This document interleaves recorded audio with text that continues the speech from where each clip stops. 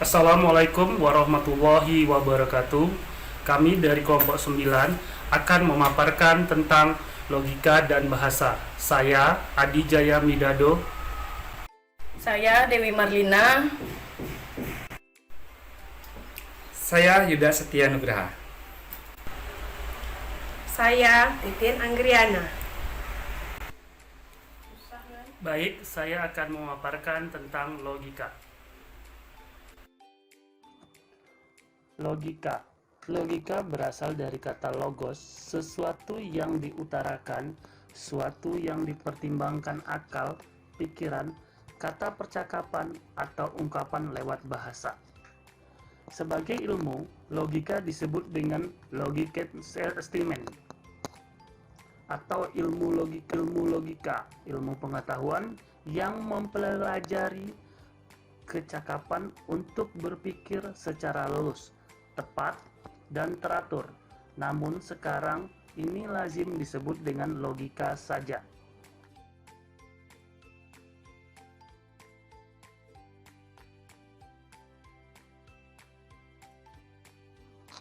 Logika.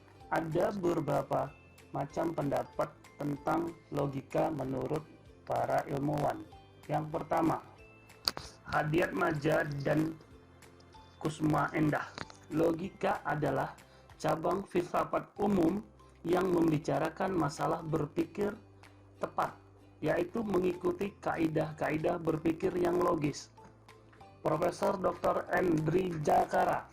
Logika adalah ilmu pengetahuan yang memandang hukum-hukum susunan atau bentuk-bentuk pikiran manusia, juga menyebabkan pikiran dapat mencapai kebenaran.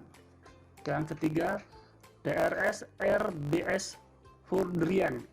Logika adalah ilmu yang radikal tentang berpikir yang benar supaya hasilnya benar.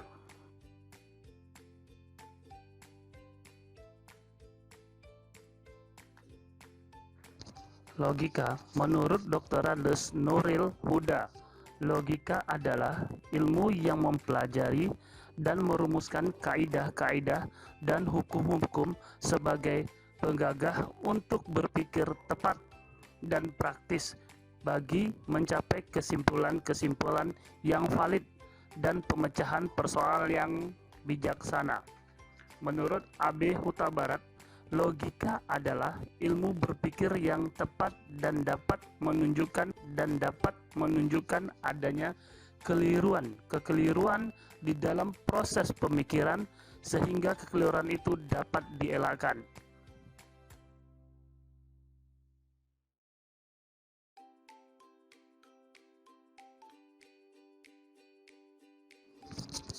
Logika menurut Dr. Andes Hasbullah Bakri ada 3.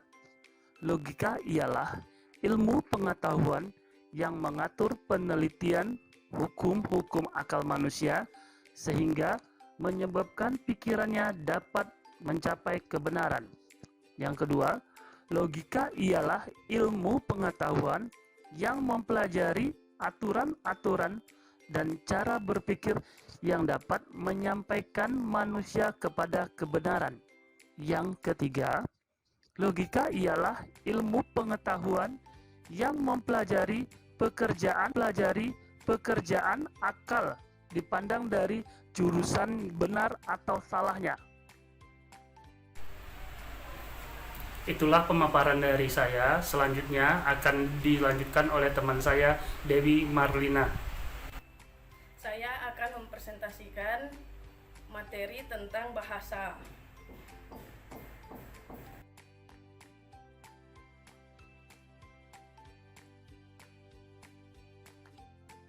Bahasa sebagai alat komunikasi manusia, bahasa adalah suatu sistem yang bersifat sistematis dan sekaligus sistemis, yakni bahwa bahasa itu bukan suatu sistem tunggal, melainkan terdiri dari beberapa subsistem, yaitu subsistem fonologi, morfologi, sintaksis, dan semantik. Care 2007 halaman 4. Bahasa adalah suatu sistem yang bersifat sistematis dan sekaligus sistemis, yakni bahwa bahasa itu bukan suatu sistem tunggal, melainkan terdiri dari beberapa subsistem, yaitu subsistem fonologi, morfologi, sintaksis, dan semantik. Her 2007 halaman 4.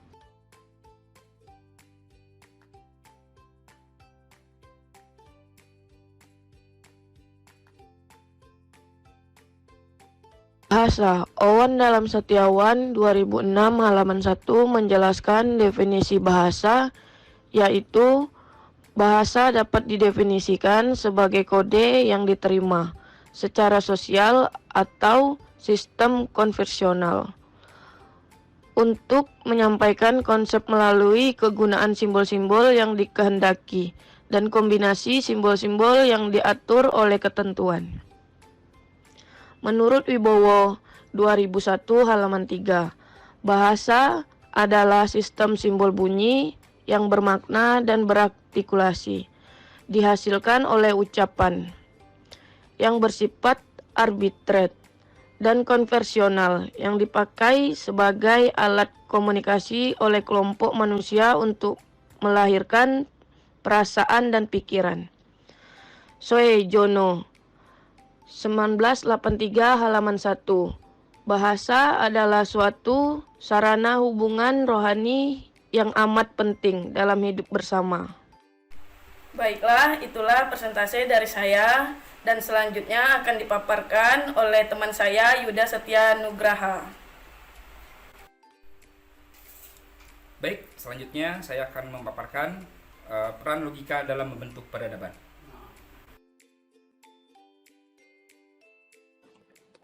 Peran logika dalam membentuk peradaban. Menurut Pujawijatna tahun 1998, logika yang merupakan cabang dari filsafat yang berfungsi memberikan penerangan bagaimana orang seharusnya berpikir, sehingga pengetahuan sebagai hasil pemikiran manusia dapat sesuai dengan semestinya atau dengan seharusnya. Karena berpikir merupakan aktivitas manusia untuk menemukan suatu pengetahuan yang benar.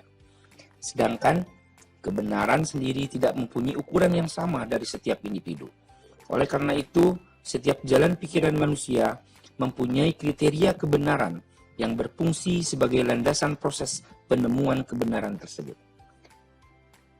Di dalam aktivitas berpikir itulah ditunjukkan dalam logika wawasan berpikir yang tetap atau ketetapan pemikiran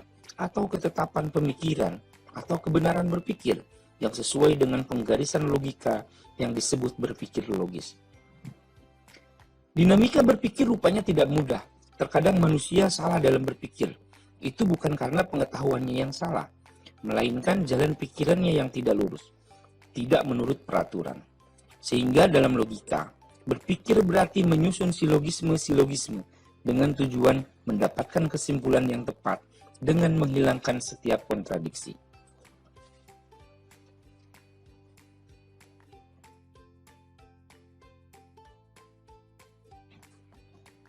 Dalam logika, berpikir berarti menyusun silogisme. Apa itu silogisme?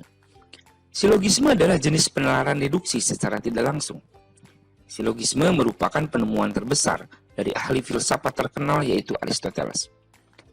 Dalam pengertian umum, silogisme adalah suatu argumen deduktif yang terdiri dari dua premis dan satu kesimpulan.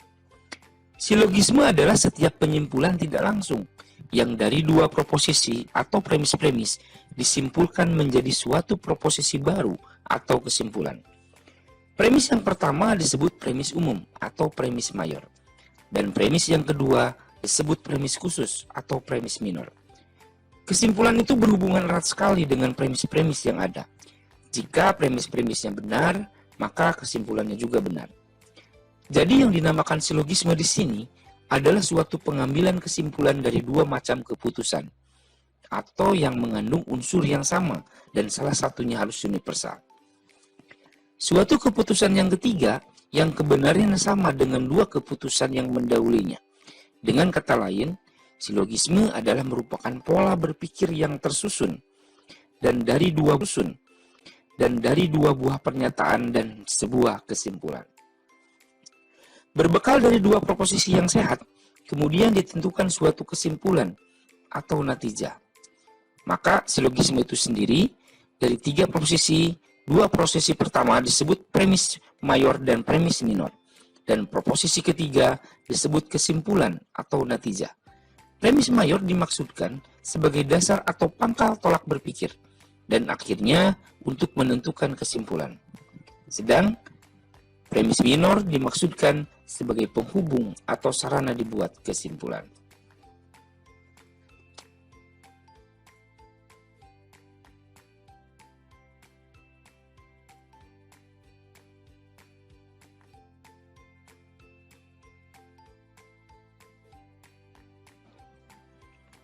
Pikiran manusia merupakan dasar bagi logika.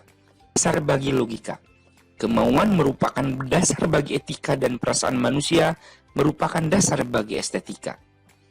Ketiganya berkaitan erat dan perlu adanya konektivitas sehingga ilmu tidak bersifat sekular yang pada perkembangannya mampu menjadi dasar peradaban yang bernilai. Dalam kajian epistemologi, pengetahuan disebut benar jika ia diperoleh melalui cara-cara yang bertanggung jawab dan menunjukkan adanya kesesuaian dengan kenyataan. Sehingga logika berfungsi bagi segala ilmu pengetahuan untuk memberikan batasan yang jelas mengenai isi, luas, dan bentuk atau wujud suatu ilmu di dalam pengertian kita. Pengetahuan yang merupakan hasil dari penalaran harus berlandaskan pada logika. Jika tidak, maka akan membawa kesesatan pikiran yang menimbulkan kesesatan tindakan manusia. Kesesatan tindakan manusia.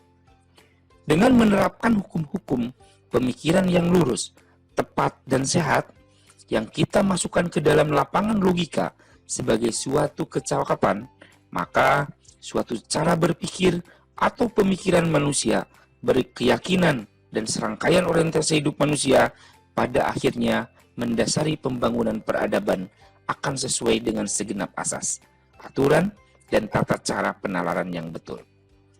Yang kesemuanya itu akan sangat berpengaruh pada pembentukan peradaban yang kokoh dan tinggi. Sedangkan peradaban adalah buah dari keyakinan, etika, dan perilaku kolektif sebuah masyarakat.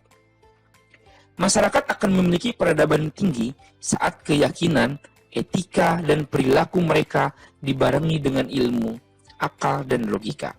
Begitu juga sebaliknya, jika keyakinan, etika, dan perilaku masyarakat jauh dari ilmu dan logika, maka peradaban mereka juga semakin rendah.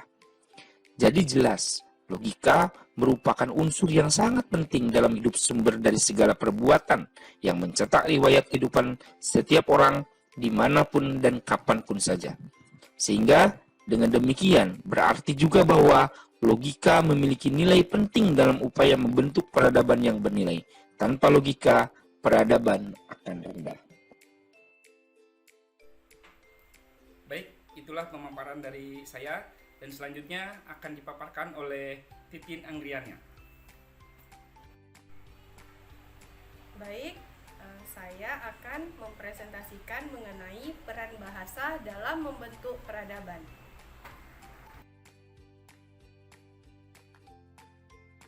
Bahasa dalam membentuk peradaban. Bahasa merupakan wujud yang tidak dapat dipisahkan dari kehidupan manusia, sehingga dapat dikatakan bahasa adalah milik manusia yang muncul dalam segala aspek dan kegiatan manusia.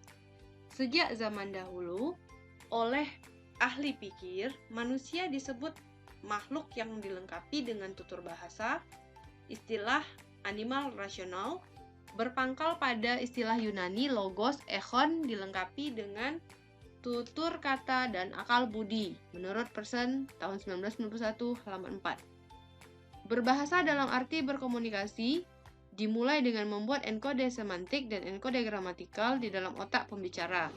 Dilanjutkan dengan membuat enkode fonologi. Kemudian dilanjutkan dengan penyusunan dekode fonologi, dekode gramatikal, dan dekode semantik pada pihak pendengar yang terjadi di dalam otaknya, menurut KR 2003 halaman 51.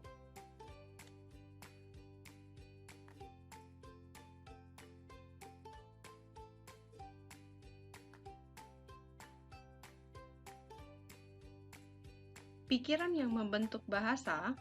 Tanpa pikiran, bahasa tidak akan ada. Pikiranlah yang menentukan aspek-aspek sintaksis dan leksikon bahasa, bukan sebaliknya, menurut Hayer 2003, halaman 51. Sehingga, berbicara tidak semata-mata menggunakan kata-kata, melainkan suatu bahasa yang diilhami oleh pikiran dan penalaran. Bahasa sebagai penjelmaan dari bentuk berpikir dapat juga merupakan alat untuk mengembangkan dan menyempurnakan pemikiran itu. Dengan kata lain, bahasa dapat membantu pemikiran manusia supaya dapat berpikir lebih sistematis. Melalui bahasa, manusia bisa berpikir runut dan sistemis yang membantu manusia mengungkapkan apa yang ada di pikirannya, sehingga pikiran dan bahasa adalah alat untuk berlakunya aksi.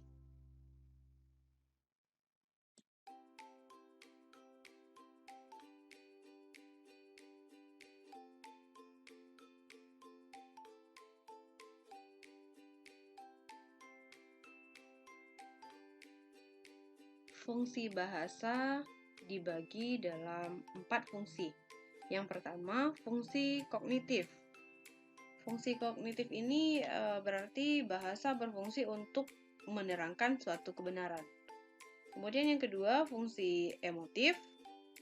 Bahasa berfungsi menerangkan aspek emosi atau perasaan dalam manusia. Kemudian yang ketiga adalah fungsi imperatif, bahwa bahasa berfungsi memerintah atau mengontrol suatu perilaku. Yang keempat, fungsi seremonial, yaitu fungsi menghormati orang lain, berdoa, dan ritual lainnya. Menurut Hidayat tahun 2006, halaman 28.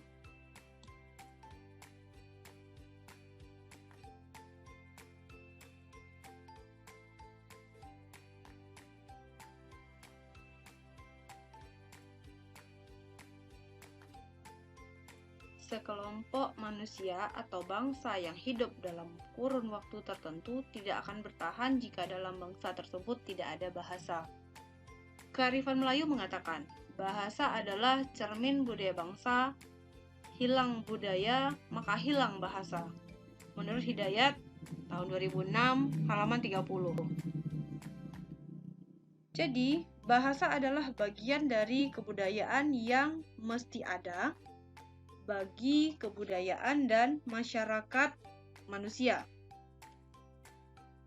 Bahasa berfungsi sebagai sarana perkembangan kebudayaan, jalur penerus kebudayaan dan inventaris ciri-ciri kebudayaan. Sedangkan fungsi kemasyarakatan, bahasa menunjukkan peranan khusus suatu bahasa dalam kehidupan masyarakat. Menurut Nambaban tahun 1991, halaman 38. Kaitannya dengan hal ini, salah satu sebab paling penting dalam memperlambangkan budaya sampai mencapai tarafnya seperti sekarang ialah pemakaian bahasa. Menurut Simanjuntak tahun 2003, halaman 138. Bahasa berfungsi sebagai alat berpikir dan alat berkomunikasi.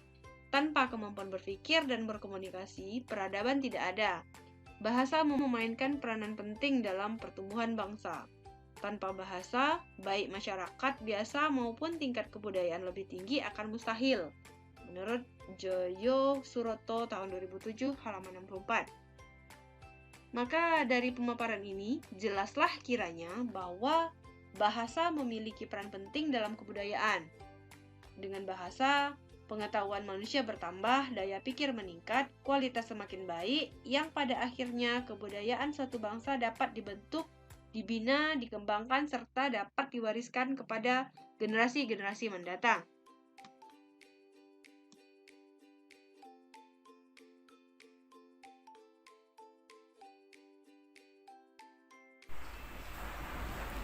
Itulah presentasi mengenai logika dan bahasa dari kami kelompok 9.